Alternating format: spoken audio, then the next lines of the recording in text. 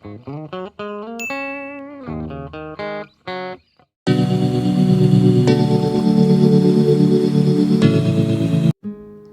इस सृष्टि की पहली कविता शब्दों से रची गई होगी?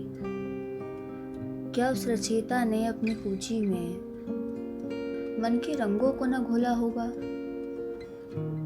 पिया की बाढ़ जो होते हुए सड़कों के कंकड़ों ने भी तो निरंतर उसका नाम लेकर कोई तो गीत लिखा होगा। उन कंकड़ों के ऊपर ईंटों के बीच में वो जलता हुआ चूल्हा, उस चूल्हे के समक्ष 4 भूखे पेट और वो एक सिकती हुई रोटी। उस रोटी के चकते चांद की दाग से ही तो होंगे।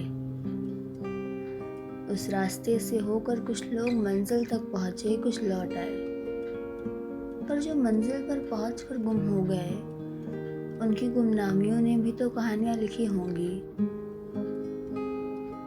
भाषाओं का क्या है? भाषाएं कुछ नहीं बोलती, वो तो केवल चुप रहती हैं। लोगों के होठ बोलते हैं, आंखों से अश्रु बह उठते हैं। डाली पर बैठे 2 पक्षियों का मौन, वो मौन ही तो चहचहाता है।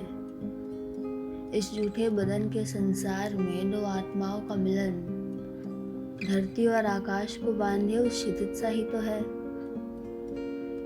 इस भागती हुई दुनिया में कहीं सूखा पड़ा पेट निसर्ग के सारे निर्वाण को साधे हुए है।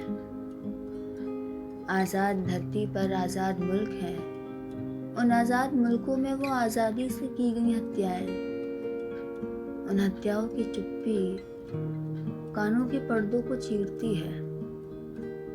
संसार में कितनी भाषाएं हैं, उन भाषाओं के कितने मजहब हैं, उन भाषाओं में कितना बैर है।